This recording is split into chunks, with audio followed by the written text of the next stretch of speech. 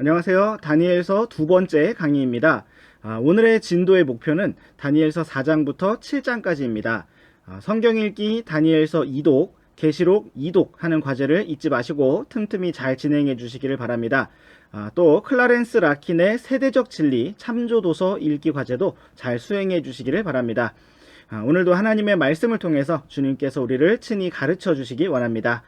이제 우리 함께 다니엘서 4장 1절에서 3절 말씀을 보시겠습니다. 느부갓네살 왕은 온 땅에 거하는 모든 백성들과 민족들과 언어들에게 조서를 내리노니 너희에게 화평이 많이 있기를 원하노라.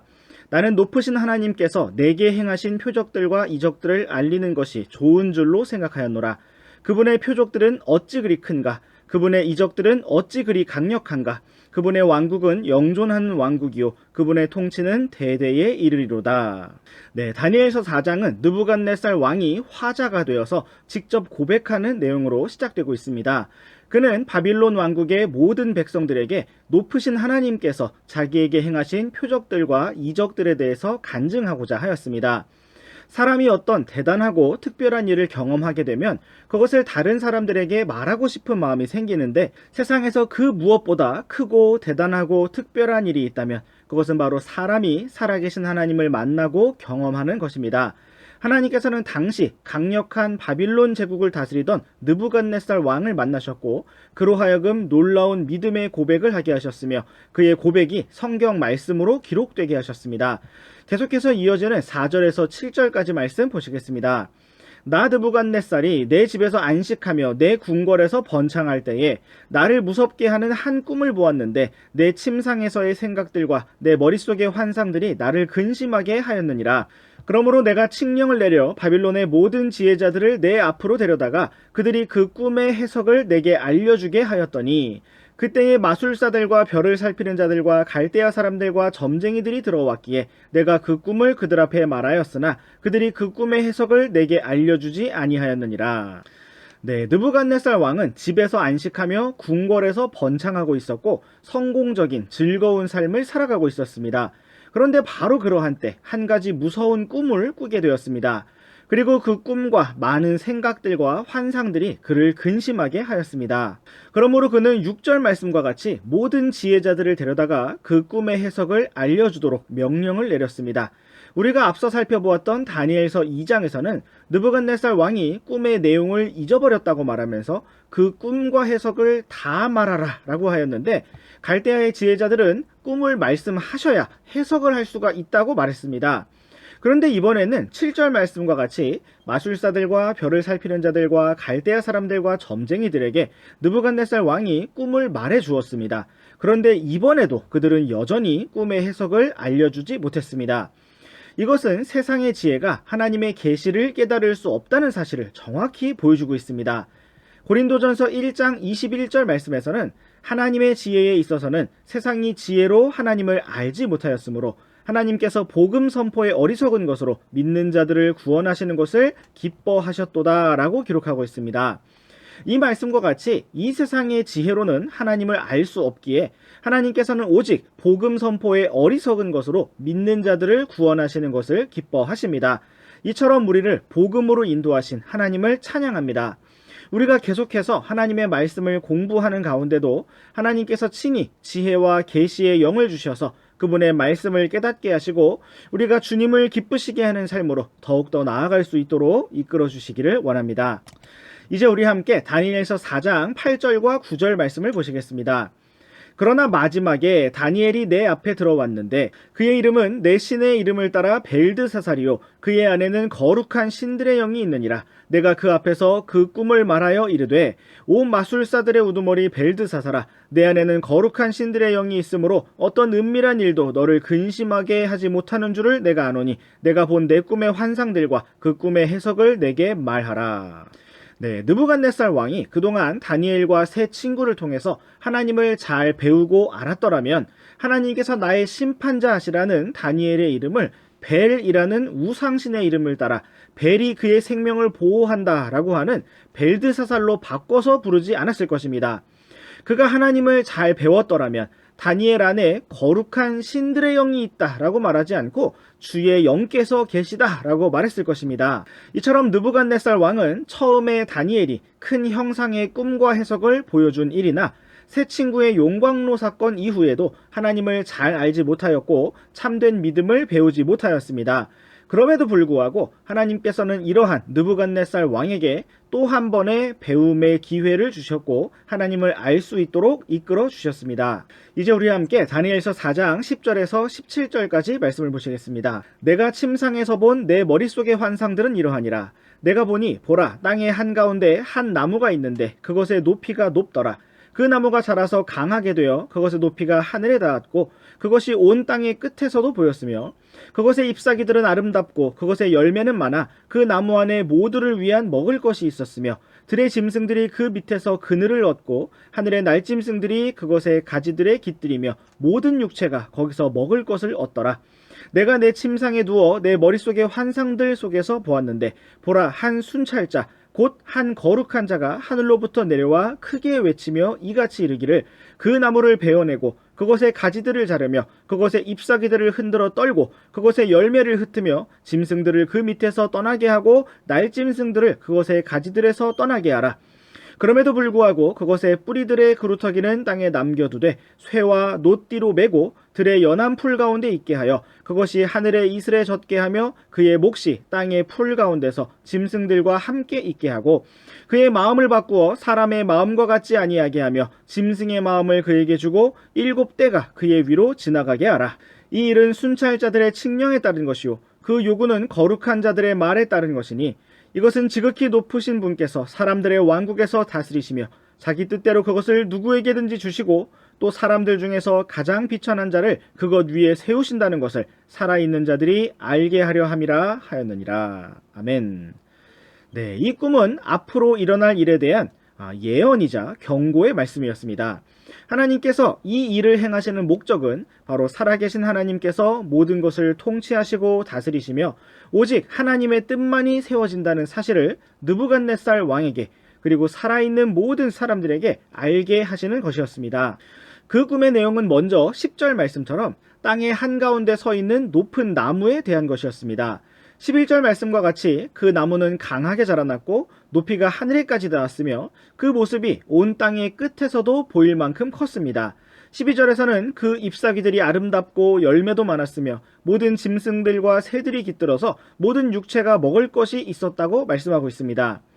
이러한 느부갓네살 왕의 꿈은 예수님께서 마태복음 13장 31절과 32절에서 말씀하신 겨자씨 하나의 비유와 비슷합니다. 그 비유에서도 겨자씨 하나가 크고 강력하게 자라났고 공중의 새들이 와서 깃들이게 되었다고 말씀하셨습니다. 이후에 우리가 다니엘의 해석을 살펴보겠지만 이 나무는 바로 느부갓네살 왕을 가리키고 또한 바빌론 제국을 가리키며 장차 대환란에 등장하게 될 신비의 바빌론, 적그리스도의 왕국을 나타내 보여주는 것입니다. 잠시 계시록 18장 2절 말씀을 보시겠습니다. 그가 우렁찬 음성으로 힘차게 외쳐 이르되 저 큰 바빌론이 무너졌도다 무너졌도다. 그녀가 마귀들의 거처가 되고 모든 더러운 영의 요새가 되며 모든 부정하고 미움받는 새의 집이 되었도다. 네, 이 말씀과 같이 오늘날 그 정체를 숨기고 있는 신비의 바빌론은 대환란 기간에 그 정체가 밝히 드러나게 될 것이고 마침내 무너지게 될 것입니다. 여기에서 바빌론은 마귀들의 거처, 모든 더러운 영의 요새, 모든 부정하고 미움받는 새의 집이 되었다고 설명되고 있습니다. 예수님께서는 씨 뿌리는 자의 비유를 설명해 주실 때 길가에 뿌려진 씨를 먹어버린 날짐승들, 새들이 바로 하나님의 말씀을 채워가는 악한 자라고 말씀하셨습니다. 이처럼 느부갓네살 왕의 꿈으로부터 시작된 거대한 나무의 개념이 단지 느부갓네살 왕과 함께 사라진 것이 아니라 주 예수님의 왕국 비유에서 다시 한번 언급되었고 마침내 계시록 말씀에서 신비의 바빌론으로 등장하게 되는 것입니다. 이제 다시 다니엘서 4장 13절 말씀으로 돌아오시면 느부갓네살 왕의 꿈에서 한 순찰자 곧 거룩한 자가 하늘로부터 등장하였습니다. 그는 14절 말씀처럼 그 나무를 베어내고 가지들을 자르며 잎사귀들을 떨어내고 열매들을 흩으며 짐승들을 다 떠나게 하라고 외쳤습니다. 그러나 15절 말씀처럼 그루터기는 남겨두고 그것이 하늘의 이슬에 젖게 하고 짐승들과 함께 있게 하라고 말했습니다. 또한 16절 말씀과 같이 그의 마음을 사람의 마음이 아닌 짐승의 마음으로 바꾸어 7때가 지나가게 하라고 말씀하고 있습니다. 17절 말씀에서는 이 모든 일들을 주시는 이유와 목적을 기록하고 있는데 그것은 바로 지극히 높으신 하나님께서 사람들의 왕국에서 다스리시며 자신의 뜻대로 왕국들을 누구에게든지 주시며 비천한 자를 높이 세우시는 분이심을 알게 하시려는 것이었습니다. 땅 위에서 어떤 사람이 권세를 잡고 높아지고 왕이 된다 하더라도 대통령이 되고 장관이 된다 할지라도 그것은 그 사람이 대단해서 그런 것이 아니라 비천한 자를 세우시고 자신의 뜻을 이루시는 하나님께서 하셨다라는 사실을 알게 하시려는 것이었습니다. 그러므로 우리 성경을 믿는 성도들이 이 땅에서의 정치 권력에 대해서 걱정하거나 염려하거나 두려워할 필요가 없는 것은 그 모든 것을 하나님께서 주관하고 계시기 때문입니다. 오늘날 우리 신약 성도들이 나아갈 길은 이 땅의 정치 권력에 관여하고 대항하고 살기 좋은 정의로운 세상을 만들어가는 것이 아니라 멸망하는 이 땅에서 한 사람이라도 더 건져낼 수 있도록 복음을 전하는 것입니다. 인간의 왕국에는 아무 소망이 없으며 속히 이 땅에 임할 주 예수 그리스도의 왕국에만 모든 소망이 있기 때문입니다. 참으로 그날이 속히 오기를 원합니다. 이제 우리와 함께 계속해서 다니엘서 4장 19절 말씀을 보시겠습니다. 그때에 벨드사살이라는 이름을 가진 다니엘이 1시간 동안 심히 놀랐고 그의 생각들이 그를 근심하게 하였으므로 왕이 말하여 이르되 벨드사살아 그 꿈이나 그 꿈의 해석으로 말미암아 근심하지 말라 하매 벨드사살이 응답하여 이르되 내 주여 그 꿈이 왕을 미워하는 자들을 향하며 그 꿈의 해석이 왕의 원수들을 향하기를 원하나이다. 네, 그 꿈은 느부갓네살 왕에게 안 좋은 것이었습니다. 그러므로 다니엘은 그 꿈과 해석으로 인해 너무나 놀라고 근심하였고 그 꿈이 왕의 원수들에게 향하기를 원한다고 말했습니다. 이제 우리와 함께 22절 말씀을 보시겠습니다. 오 왕이여 그것 즉 자라서 강하게 된 것은 왕이시니 이는 왕의 위대하심이 자라서 하늘에 닿으며 왕의 통치 권세가 땅끝까지 이르기 때문이니이다. 네, 꿈에 등장하였던 그 거대한 나무는 바로 느부갓네살 왕 자신이었습니다. 그 나무가 크고 강하게 된 것은 바로 그 느부갓네살 왕과 그의 왕국의 권세가 온 땅까지 이르렀음을 보여주는 것이었습니다. 그런데 그 나무가 바로 한 순찰자의 명령에 의해 그루터기만 남고 베어지게 되었습니다. 계속해서 이어지는 24절에서 26절 말씀을 보시겠습니다. 오 왕이여 그 해석은 이러하니이다. 이것은 내주 왕에게 다다른 지극히 높으신 분의 칙령이니이다. 곧 그들이 왕을 사람들에게서 몰아내리니 왕의 거처가 들의 짐승들과 함께 있을 것이요 그들이 왕에게 소처럼 풀을 먹게 하고 하늘의 이슬로 왕을 적실 것이며 이렇게 7대가 왕 위로 지나간 뒤에야 비로소 지극히 높으신 분께서 사람들의 왕국에서 다스리시며 자기 뜻대로 그것을 누구에게든지 주신다는 것을 왕께서 알게 되시리이다. 또 그들이 그 나무 뿌리들의 그루터기를 남겨두라고 명령하였으므로 하늘들이 다스리는 줄을 왕께서 아신 뒤에야 왕의 왕국이 왕에게 확실히 돌아가리이다. 네, 거대한 나무였던 느부갓네살 왕은 한 순찰자의 명령에 의해 그루터기만 남고 베어지게 되었습니다. 순찰자는 영어로 watcher라고 되어 있는데 이것을 직역하면 보는 자라는 의미입니다. 이것은 하나님께서 느부갓네살을 보셨을 때 그를 순찰하시고 살피셨을 때 합당하지 않았다는 것이고 그에게 친히 참 교육을 실행하셨음을 보여줍니다. 이 꿈의 의미는 어느 날 느부갓네살 왕이 사람들로부터 추방을 당하여 들의 짐승들과 함께 거하고 하늘의 이슬에 젖게 될 것이며 7대라는 기간 동안 약 7년간 혹은 7개월간의 방랑 생활을 하게 될 것이라는 것이었습니다. 그리고 그 기간이 지나게 되면 느부갓네살 왕이 비로소 하늘의 하나님을 깨닫게 될 것이고 오직 하나님께서 다스리시며 하나님의 뜻만이 서게 된다는 사실을 깨닫게 될 것이라는 것이었습니다. 이제 우리 함께 27절 말씀을 보시겠습니다. 그러므로 오 왕이여 나의 권고를 받아들이시고 의로 왕의 죄들을 끊어버리시며 가난한 자들에게 긍휼을 베풀므로써 왕의 불법들을 끊어버리소서. 혹시 그리하심이 왕의 평안함을 늘릴 수 있나이다 하니라. 네, 다니엘은 이러한 경고가 꿈으로 주어졌으니 이제라도 의의 길을 따라서 죄들을 끊으시고 가난한 자들에게 긍휼을 베푸시라고 권고하였습니다. 이처럼 하나님께서는 우리에게 하나님의 말씀을 통하여 권고하시고 가르치시며 우리가 마땅히 걸어야 할 길을 보여주시는 분이십니다. 느부갓네살 왕이 이것을 잘 배웠더라면 이런 일을 피할 수 있었겠지만 그는 배우지 못하였고 결국 꿈을 통해 경고된 바가 그대로 이루어졌습니다. 이제 우리와 함께 다니엘서 4장 28절에서 30절 말씀을 보시겠습니다. 이 모든 일이 느부갓네살 왕에게 일어나니라. 12달의 끝에 그가 바빌론 왕국의 궁궐에서 거닐더니 그때의 왕이 말하여 이르되 이 큰 바빌론은 내가 내 권능의 강력으로 건설하여 왕국의 집으로 삼고 내 위엄의 존귀로 삼은 것이 아니냐 하매. 네, 결국 느부갓네살 왕에게 꿈으로 주어졌던 경고가 현실로 이루어졌습니다. 12달의 끝에 1년이 지나지 않아서 그 일이 이루어졌습니다. 그에게 충분한 배움의 기회가 있었지만 그는 배우지 못했고 정말 그런 고난을 통과하면서 배워야만 하는 상태가 되었습니다. 그는 자신의 왕국에 대해서 이 큰 바빌론은 내가 내 권능의 강력으로 건설하여서 왕국의 집으로 삼고 내 위엄의 존귀로 삼은 것이 아니냐라고 스스로 질문하였습니다. 이에 대한 대답은 응 아니야 라고 할 수가 있는데 하나님께서는 직접 느부갓네살의 이 말에 응답하셨고 그의 삶과 그의 왕국에 개입하셨습니다. 계속해서 31절에서 33절 말씀을 보시겠습니다.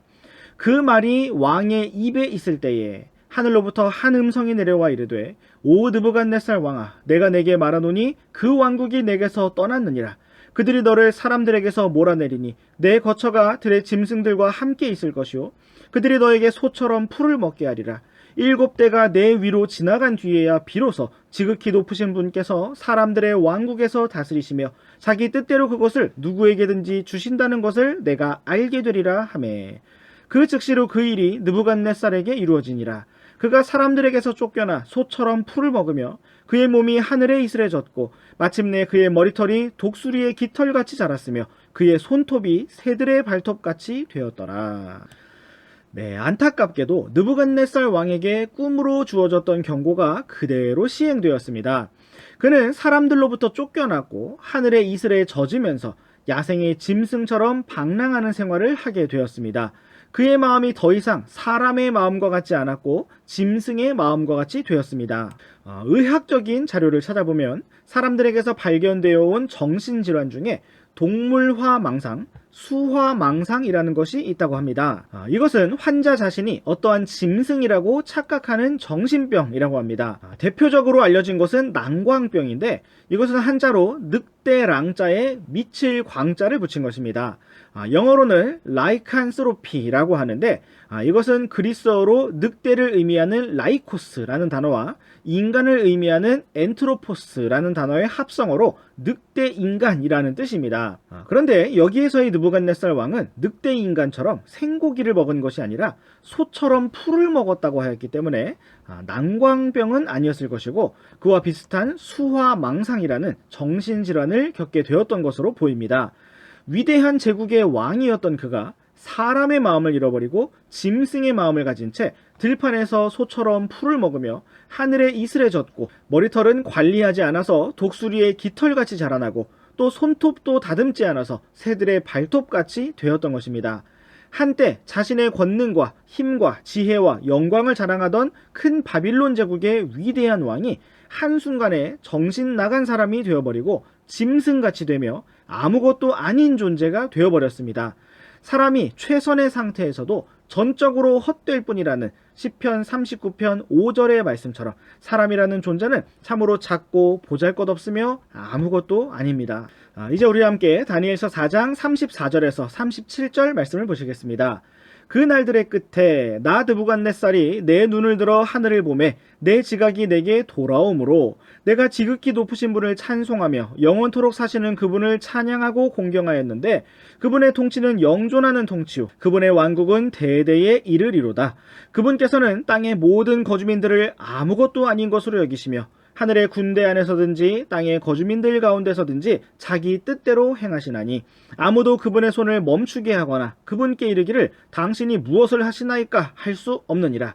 바로 그때에 내 이성이 내게 돌아왔고 또 내 왕국의 영광을 위해 내 존귀와 광명이 내게 돌아왔으며 내 좋은 자들과 내 귀족들도 나를 찾아왔고 내가 내 왕국에서 굳게 세워졌으며 뛰어난 위엄이 내게 더해졌느니라. 이제 나 느부갓네살은 하늘의 왕을 찬양하고 칭송하며 공경하노라. 그분의 모든 일들은 진리이고 그분의 길들은 판단의 공의이니 그분께서는 교만하게 걷는 자들을 낮추실 수 있느니라. 아멘.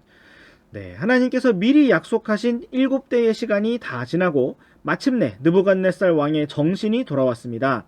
그가 무엇인가를 잘했거나 열심히 노력해서가 아니라 다만 하나님의 약속의 말씀에 따라 그에게 지각과 이성이 돌아온 것입니다. 그리고 그는 그때서야 깨달았습니다. 정말 머리털과 손톱이 짐승같이 변해있는 자신의 모습을 보면서 내가 아무것도 아니고 참으로 지극히 높으신 하나님께서 모든 것을 통치하시는구나. 오직 하나님의 뜻만이 세워지는구나 하는 사실을 뼛속 깊이 알게 되었던 것입니다. 그리고 이러한 배움을 얻은 느부갓네살 왕에게 모든 것이 회복되었습니다.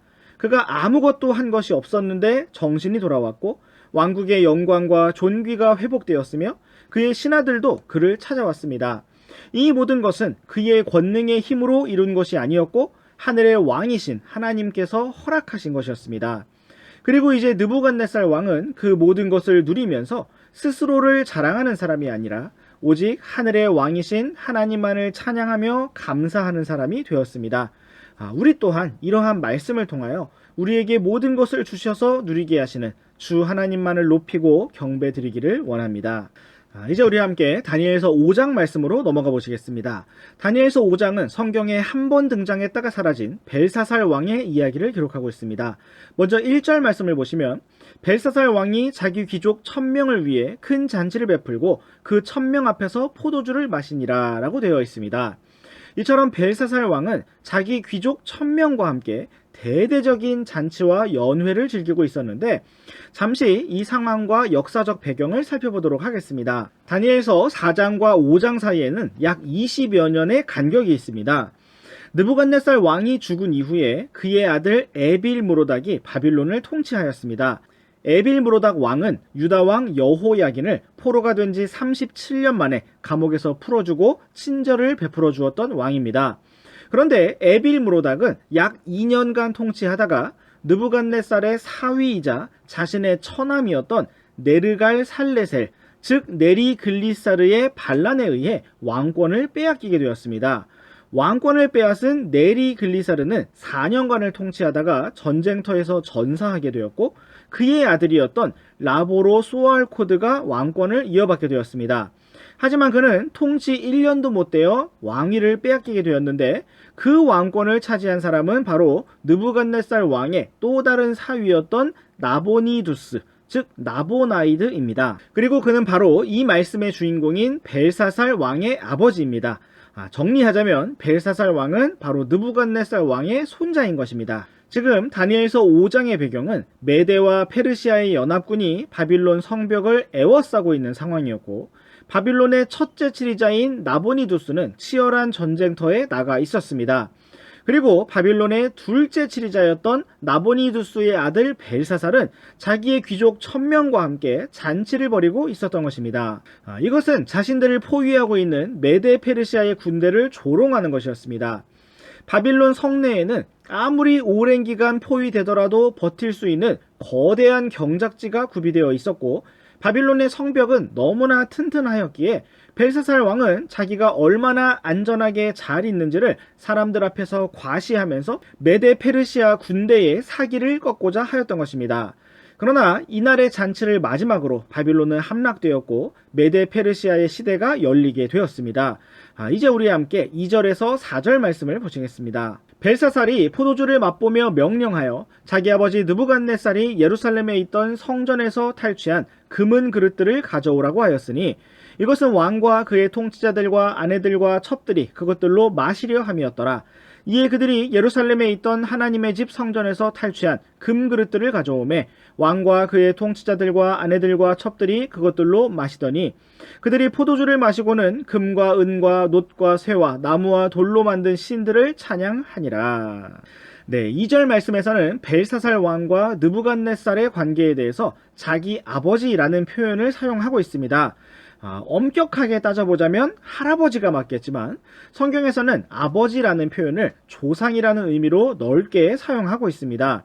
예수님 당시의 유대인들도 아브라함이 우리 아버지다 라고 말했는데 그것은 말 그대로 조상이라는 의미입니다. 또한 사람들은 예수님을 부를 때 다윗의 자손이라고 불렀는데 이것은 영어로 Son of David 이라고 되어서 다윗의 아들이라는 뜻이고 바로 자손을 뜻하는 것입니다. 벨사살 왕은 자기 할아버지 느부갓네살 왕이 예루살렘의 성전에서 가져온 성전의 잔과 그릇들을 가져오라고 명령하였고 그것으로 술을 마시면서 자기들의 우상들을 찬양하였습니다. 바로 그때 하나님께서 보이신 경고의 손가락이 나타났습니다. 우리 함께 다니엘서 5장 5절에서 7절 말씀을 보시겠습니다. 바로 그때에 사람 손에 손가락들이 나와서 등잔대 맞은편에 있는 왕궁의 회칠한 벽에 글을 쓰므로 왕이 글 쓰는 손의 일부를 보았는데 그때에 왕의 안색이 변하며 그의 생각들이 그를 근심하게 하였으므로 그의 허리뼈 마디들이 풀리고 그의 무릎이 서로 부딪히매 왕이 크게 소리를 질러 별을 살피는 자들과 갈대아 사람들과 점쟁이들을 데려오게 한 뒤 바빌론 지혜자들에게 말하여 이르되 누구든지 이 글을 읽고 그것의 해석을 내게 보이는 자에게는 내가 주홍색 옷을 입히고 금목걸이를 그의 목에 걸어주며 왕국의 셋째 치리자로 삼으리라 하니라. 네, 연회를 즐기던 벨사살 왕은 사람의 손의 손가락들이 허공에서 나타나 등잔대 맞은편에 아주 밝게 빛이 밝혀지는 곳에 글을 쓰는 장면을 목격하였습니다. 벨사살 왕은 순간적으로 공포에 사로잡혔고 안색이 변하였으며 허리뼈 마디들이 풀리고 무릎이 서로 부딪히도록 벌벌 떨면서 털썩 주저앉게 되었을 것입니다. 벨사살 왕은 바빌론 지혜자들을 불러 모아 이 글을 읽고 해석하는 자에게 왕국의 셋째 치리자 자리를 주겠노라고 하였습니다. 자기 자신이 두 번째 치리자였기 때문에 서열 3위의 자리를 주겠노라고 하였던 것입니다. 그러나 아무도 그 글을 해석하지 못하였고 결국 느부갓네살 왕 앞에 섰던 다니엘이 불려 나오게 되었습니다. 우리 함께 다니엘서 5장 10절에서 12절 말씀을 보시겠습니다. 이때에 왕비가 왕과 왕의 귀족들의 말들로 인해 잔치하는 집으로 들어와 말하여 이르되 오 왕이여 영원토록 사시옵소서.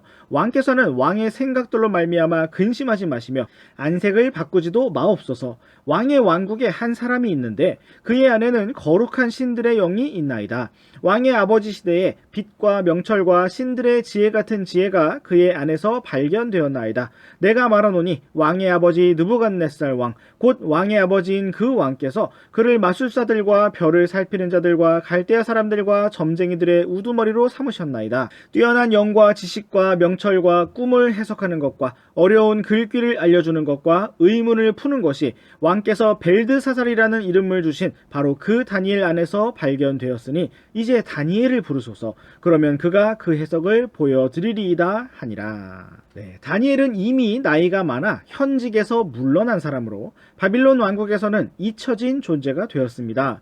그러나 여기에서 다시 한번 그를 필요로 하는 상황이 주어졌습니다. 이처럼 우리는 어떤 일을 맡아서 하다가 그만두게 되는 때가 있습니다. 그때 우리는 나의 책임이 이제 다 끝나고 나의 할 일이 다 끝났다고 생각하면서 모든 것을 놔버리고 물러서기가 쉽습니다. 그러나 우리는 죽는 날까지 주님과 동행하면서 주님을 섬겨야 합니다. 다니엘은 비록 현직에서 물러난 상태였지만 여전히 다시 불려 나왔을 때 하나님의 계시를 생생하게 전달할 수 있는 주님과 동행하는 상태 가운데 있었습니다. 벨사살 왕은 다니엘에게 그 글을 읽고 해석을 알려주면 그에게 치리자에 오신 주홍색 옷을 입히고 금 목걸이를 걸어주며 왕국의 셋째 치리자로 삼겠다고 말했습니다. 그러나 다니엘은 17절 말씀에 기록된 것처럼 왕의 선물은 왕께서 가지시고 왕의 보상은 다른 사람에게 주옵소서. 그래도 내가 왕을 위해 그 글을 읽고 그 해석을 왕께 알려드리리이다 라고 대답했습니다. 다니엘에게는 오늘 밤에 멸망할 바빌론 왕국의 벨사살 왕이 주는 보상이 필요하지 않았습니다. 오히려 그가 셋째 치리자의 옷을 입고 있다면 메데 페르시아 군대에 의해 죽임을 당할 가능성만 더 높아질 것이었습니다. 이와 같이 오늘 우리가 바라고 구하는 것은 곧 사라져버릴 이 땅에서의 영광이나 유익이 아닙니다. 참으로 우리가 언제나 영원한 주님의 왕국을 바라보고 주님께서 주실 하늘의 보상을 바라보면서 그렇게 주님을 따르고 섬기기를 원합니다. 이제 우리 함께 18절에서 24절 말씀을 보시겠습니다. 오 왕이여, 지극히 높으신 하나님께서 왕의 아버지 느부갓네살에게 왕국과 위엄과 영광과 존귀를 주셨으므로 그분께서 그에게 주신 위엄으로 인해 모든 백성들과 민족들과 언어들이 그 앞에서 떨고 두려워하였으며 그가 자기가 원하는 자를 죽이고 자기가 원하는 자를 살게 하며 자기가 원하는 자를 세우고 자기가 원하는 자를 낮추었나이다. 그러나 그의 마음이 높아지고 그의 생각이 교만 속에서 강팍하게 되므로 그가 자기 왕좌에서 쫓겨났으며 그들이 그에게서 그의 영광을 빼앗음에 그가 사람들의 아들들에게서 쫓겨나 그의 마음이 짐승들의 마음과 같이 되었고 그의 거처가 들나귀들과 함께하였으며 그들이 소처럼 그에게 풀을 먹임에 그의 몸이 하늘의 이슬에 젖었고 마침내 지극히 높으신 하나님께서 사람들의 왕국에서 다스리시며 자기 뜻대로 누구든지 세우사 그것을 다스리게 하신다는 것을 그가 알게 되었나이다. 오 벨사살 왕이여, 왕은 그의 아들로서 이 모든 것을 알면서도 마음을 낮추지 아니하고 도리어 하늘의 주를 대적하여 왕 자신을 높였으며 그들이 그분의 집의 그릇들을 왕 앞으로 가져오매 왕과 왕의 귀족들과 아내들과 첩들이 그것들로 포도주를 마시고 은과 금과 놋과 새와 나무와 돌로 만든 신들 곧 보지도 못하고 듣지도 못하며 알지도 못하는 신들을 찬양하면서 왕의 숨을 손안에 쥐고 계시며 왕의 모든 길을 소유하시는 하나님께 영광을 돌리지 아니하였나이다. 그러므로 그분께서 그 손에 일부를 보내사 이 글을 기록하게 하셨나이다. 다니엘은 벽에 적힌 글을 읽고 해석하기 전에 왜 이런 글이 나타나게 되었는가를 먼저 설명하면서 벨사살 왕을 책망하였습니다. 다니엘은 우리가 앞서 살펴보았던 다니엘서 4장의 말씀을 요약하면서 느부갓네살 왕이 교만하다가 그렇게 짐승과 같이 되어 모든 것을 잃었고 또 다시 찾게 되었는데 그의 자손인 벨사살 왕은 그 모든 일을 들어서 알면서도 자기를 낮추지 아니하고 하나님께 영광을 돌리지 않았기 때문에 이러한 일이 일어나게 되었음을 말해 주었습니다. 이처럼 우리는 앞서간 다른 많은 사람들의 이야기를 통해서 여러 경험들과 역사를 통해서 마땅히 배울 바를 배울 수 있어야 합니다. 단지 어떤 지식과 정보만이 아니라 무엇보다 나 자신을 낮추고 하나님께 합당한 영광을 돌리는 하나님 앞에서의 바른 삶의 태도를 배울 수 있기를 원합니다. 이제 우리 함께 벽에 적힌 글과 그 의미를 살펴보도록 하겠습니다. 다니엘서 5장 25절에서 28절 말씀을 보시겠습니다. 기록된 글은 이것이니 곧 메네 데겔 우바르신이니이다. 그것의 해석은 이러하니 메네는 하나님께서 왕의 왕국을 세셔서 그것을 끝내셨다는 것이요. 데겔은 왕을 저울에 다니 부족한 것으로 드러났다는 것이며 베레스는 왕의 왕국이 나뉘어 메대 사람들과 페르시아 사람들에게 주어졌다는 것이니이다 하니. 이 글은 아람어로 기록된 것입니다. 유대인들의 탈무드 자료를 참조해 보면 벽에 어떤 식으로 글이 쓰였을지를 예상해 놓고 있는데 이것은 히브리 방식의 시적인 구조로서 다른 언어를 사용하는 사람들은 이해하기가 힘든 방식이었다고 설명되고 있습니다. 기본적으로 히브리어와 아람어는 알파벳의 자음만을 기록하고 오른쪽에서 왼쪽으로 읽게 되는데 메네 데겔 우바르신이라는 말이 알파벳으로만 우리 한글로 하면 초성으로만 적혔기 때문에 바빌론 지혜자들은 읽을 수가 없었던 것입니다. 먼저 메네라는 말은 수를 센다 라는 뜻입니다. 신약에서 돈의 단위인 문화라는 말이 있는데 미음, 니은으로 초성이 같은 것을 볼 수가 있습니다. 메네라는 것은 하나님께서 바빌론 왕국을 다 세시고 계산을 끝내셨다는 의미였습니다. 다음으로 데겔, 테켈이라는 말은 저울에 달아본다는 의미입니다. 구약성경에서는 돈의 무게를 재서 세겔이라는 단위를 사용하였는데 그 발음이 비슷합니다. 우리말에서도 병아리, 삥아리와 같이 약간의 발음 변형이 있는 것을 감안해 보시면 되겠습니다. 세겔, 데겔, 테켈, 약간의 발음의 변형이 있는 것입니다. 이 말의 의미는 하나님께서 벨사살 왕을 저울에 달아보셨더니 부족한 것으로 드러났다라는 것이었습니다. 마지막으로 우바르신, 곧 베레스라는 말은 나눈다는 의미를 가지고 있습니다. 과거에 유다가 다말을 통해서 낳았던 쌍둥이 아들 중에 베레스라는 아들이 있는데 그 의미는 찢어짐, 터져나옴, 쪼개짐의 의미를 가지고 있습니다. 영어로는 철자가 다르게 표기되지만 그 발음과 의미가 비슷한 것을 볼 때 같은 어원을 가진 단어일 것이라 여겨집니다. 여기에서 다니엘은 글을 읽을 때는 우바르신이라고 읽고 해석할 때는 베레스라고 하였는데 이것은 우라는 말이 그리고라는 접속사이기 때문입니다. 접속사가 붙으면서 발음이 약간 변형된 예입니다. 베레스라는 말을 영어로 보시면 앞 글자가 P로 되어서 페레스라고 발음이 되는데 이것은 발음상 이중적인 의미로 페르시아를 가리키는 것이 되기도 합니다. 이 말의 의미는 바빌론 왕국이 페레스, 찢어져서 나뉘어져서 메대 사람들과 페르시아 사람들에게 주어졌다는 의미였습니다. 이처럼 하나님께서는 우리를 세시고 달아보시는 분이십니다. 사무엘기상 2장 3절 말씀에서는 주께서는 지식의 하나님이시므로 친히 사람의 행동을 저울에 다시는도다 라고 기록하고 있습니다. 또한 잠언 16장 2절 말씀에서는 사람의 모든 길이 그가 보기에는 깨끗하나 주께서는 영들을 저울에 다시느니라 라고 말씀하고 있습니다. 이처럼 하나님께서는 우리의 모든 길을 정확하게 아시는 분이십니다. 우리가 언제나 이러한 하나님 앞에서 은혜와 긍휼을 구하며 겸손히 걷기를 원합니다. 이제 우리 함께 다니엘서 5장 30절과 31절 말씀을 보시겠습니다. 그 밤에 갈대아 사람들의 왕 벨사살이 죽임을 당하고 메대 사람 다리오가 그 왕국을 취하였는데 그는 나이가 62세쯤이었더라. 벨사살 왕은 약속대로 다니엘에게 주홍색 옷을 입히고 금목걸이를 걸어주며 그가 왕국의 셋째 치리자가 되었다고 선포하였고 마지막까지 왕으로서의 권세를 행사하였습니다. 그러나 그 밤에 벨사살 왕이 죽임을 당했고 바빌론 왕국은 메대 페르시아에게 넘어가게 되었습니다. 역사 기록에 의하면 페르시아의 고레스 왕은 유프라테스 강의 물줄기를 댐으로 막았든지 혹은 운하를 파서 물줄기를 돌려서 강물이 흐르던 그 틈을 이용하여 바빌론 성읍으로 침투하였다고 합니다. 당시 바빌론 성읍은 잔치를 즐기느라 정신이 없었기 때문에 갑작스러운 페르시아의 침투에 대응을 할 수가 없었습니다. 또한 너무나 고요하고 갑작스럽게 벨사살이 죽임을 당하고 왕국이 넘어갔던 나머지 바빌론의 나머지 시민들은 벨사살이 죽은 뒤 3일이 지나서야 메데 페르시아의 통치가 시작되었음을 알게 되었다고 합니다. 바빌론 왕국을 취한 새로운 왕은 62세의 메데 사람 다리오였고 그는 페르시아 고레스 왕의 삼촌이었습니다. 메데 페르시아 연합 왕국은 느부갓네살 왕의 금 형상의 꿈에서 금 머리 다음으로 이어지는 은으로 된 두 팔이 상징하는 왕국이었습니다. 이로써 이스라엘 백성들 위에 예언되었던 바빌론 포로기 70년이라는 기간이 끝나게 되었고 이스라엘의 재건이 시작될 수가 있게 되었습니다. 여기에서 잠시 이러한 바빌론의 멸망과 페르시아 고레스 왕에 대하여 예언된 성경 말씀 몇 구절을 살펴보시겠습니다. 먼저 예레미야서 51장 37절과 39절 말씀을 보시겠습니다. 바빌론이 폐허더미가 되고 용들의 거처가 되며 거주민이 없어 놀랄 일과 비웃음거리가 되리라.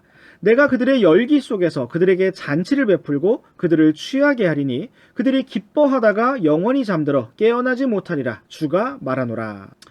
처음에 대언자 예레미야는 유다가 바빌론에 항복해야 한다고 예언하다가 감옥에 갇히면서 바빌론을 위하는 사람인 것처럼 오해를 받았지만 그는 이렇게 바빌론 역시 잔치하는 가운데 멸망하게 되고 폐허가 될 것임을 예언하였습니다. 또한 우리 함께 이사야서 44장 28절 말씀을 보시겠습니다.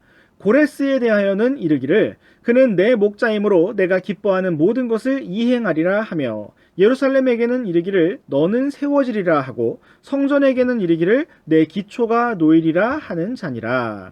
또한 바로 다음 구절로 이어지고 있는 이사야서 45장 1절 말씀도 보시겠습니다. 주께서 자신의 기름 부음 받은 자 고레스에게 이같이 말씀하시느니라.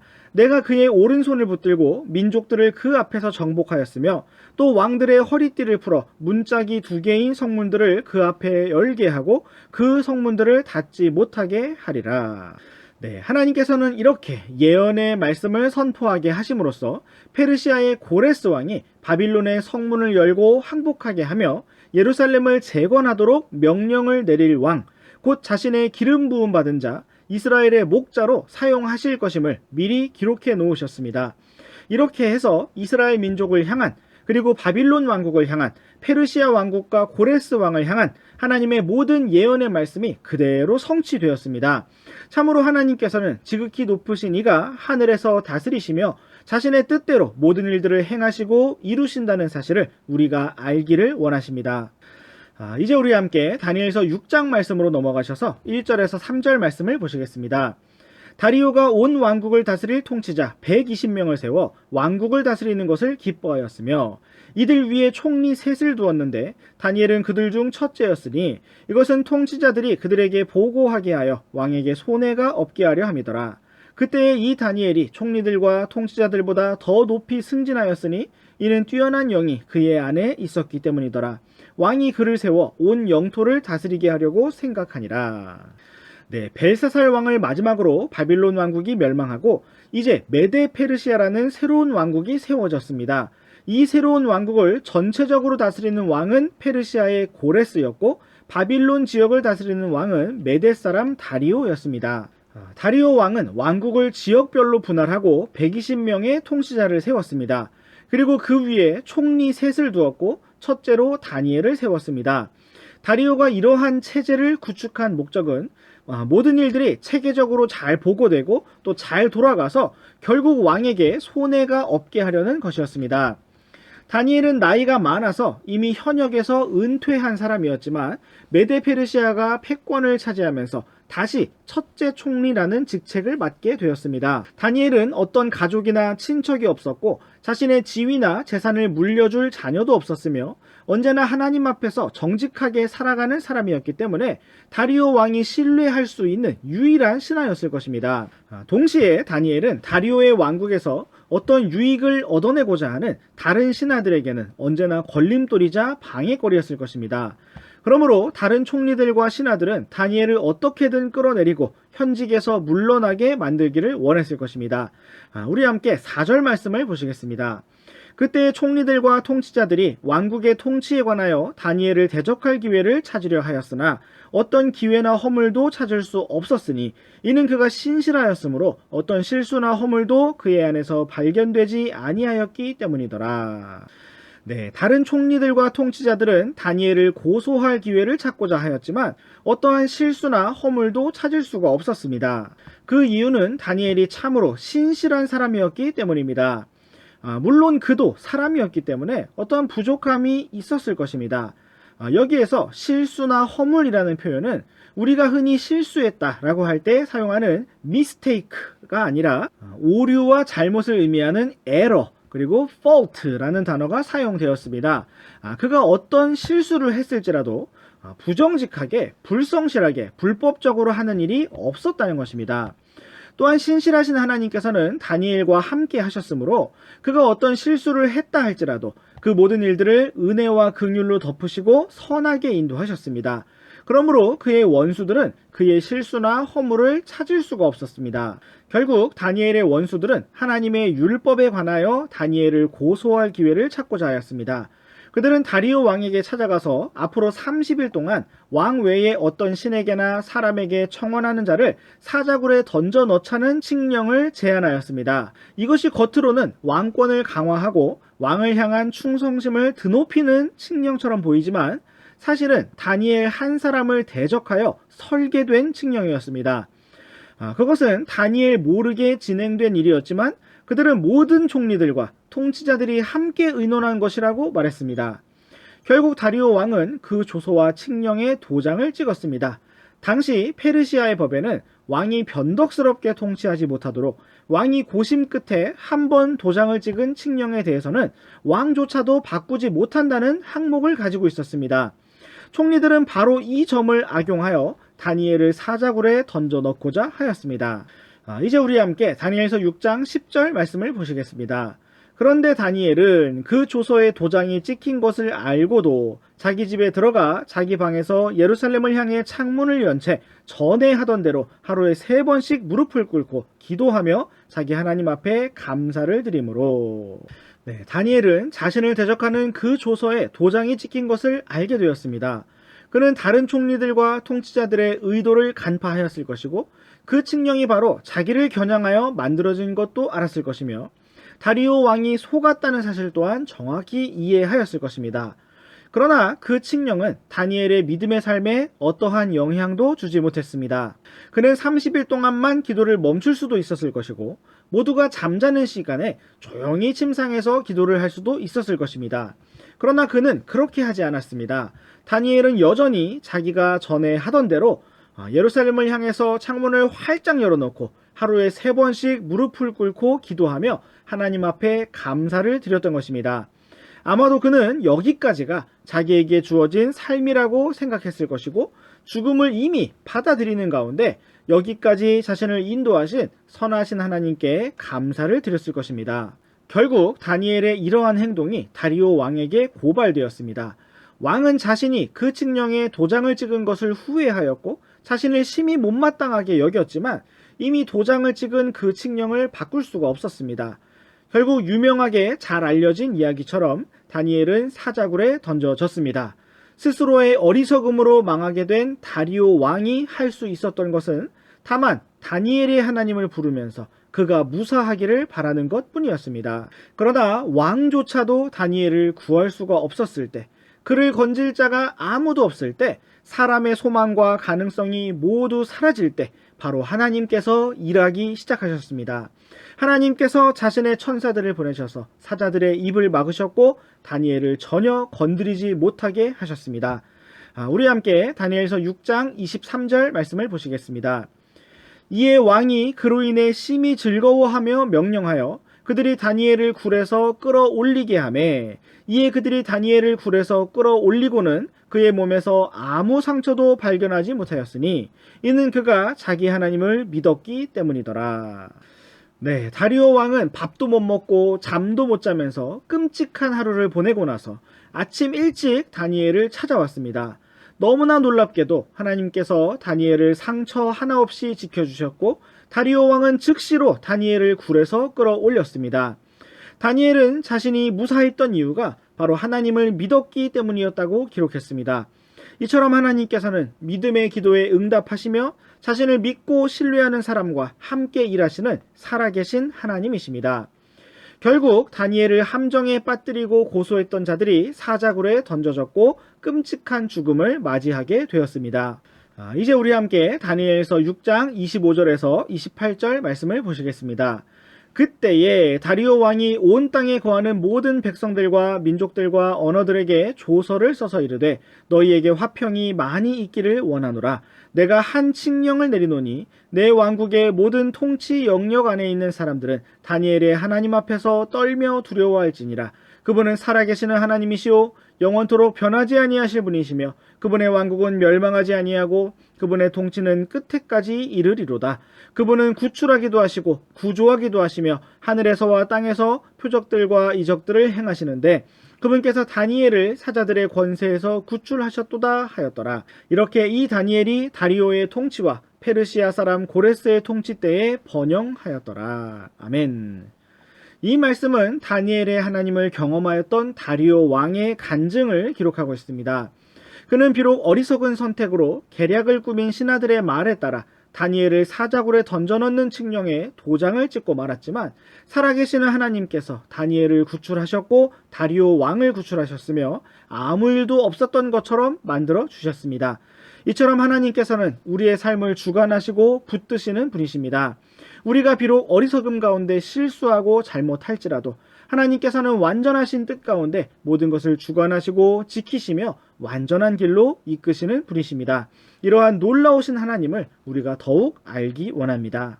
여기까지 우리는 다니엘서 안에서 다니엘 개인의 역사와 친구들과 왕들의 역사를 기록하고 있는 다니엘서 1장에서 6장까지의 말씀을 살펴보았습니다.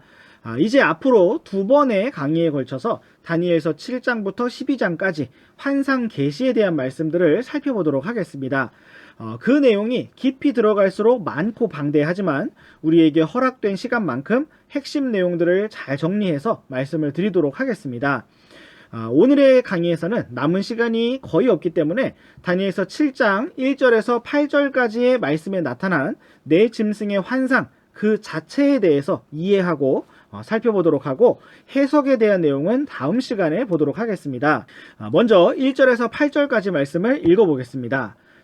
바빌론 왕 벨사살의 제1년에 다니엘이 자기 침상에서 꿈을 꾸며 머릿속에 환상들을 받았는데 그때에 그가 그 꿈을 기록하고 그 일들의 요점을 말하니라. 다니엘이 말하며 이르되 내가 밤에 환상 속에서 보았는데 보라 하늘에 네 바람이 대해 위에서 다투더니 그 바다에서 서로 다른 큰 짐승 네 마리가 올라왔더라. 첫째 짐승은 사자와 같고 독수리의 날개들을 가졌더라. 내가 바라보고 있는데 마침내 그것에 날개들이 뽑혔고 그 짐승이 땅에서 들려 사람과 같이 두 발로 서게 되었으며 사람의 마음이 그 짐승에게 주어졌더라.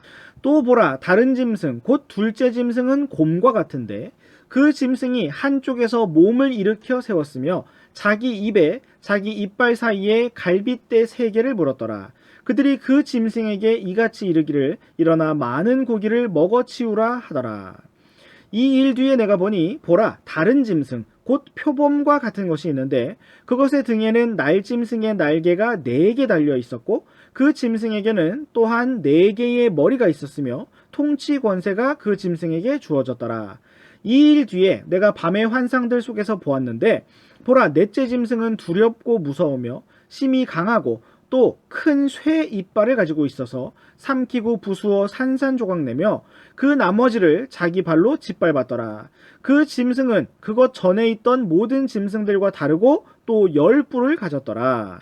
내가 그 뿔들을 깊이 살펴보았는데 보라 다른 작은 뿔이 그것들 가운데서 나더니 처음의 뿔들 중 3개가 그것 앞에서 뿌리째 뽑히더라. 또 보라 이 뿔에는 사람의 눈 같은 눈들이 있고 또 큰 일들을 말하는 입이 있더라. 이 환상은 1절 말씀에 언급된 것처럼 바빌론 왕 벨사살의 제1년에 다니엘에게 나타난 환상을 기록한 것입니다. 당시 벨사살의 아버지인 나보니두스가 전쟁으로 출정을 하면서 그의 아들인 벨사살을 두 번째 지리자로 세우고 통치를 맡겼고 다니엘은 은퇴한 사람으로서 조용하고 여유로운 생활을 하고 있었을 것입니다. 환상의 내용을 파악해보면 2절 말씀과 같이 다니엘은 하늘의 네 바람이 대해 위에서 다투는 모습을 보았습니다. 여기에서 넷이라는 숫자를 잘 기억해 주시고 네 바람이라는 표현을 기억해 주시기 바랍니다.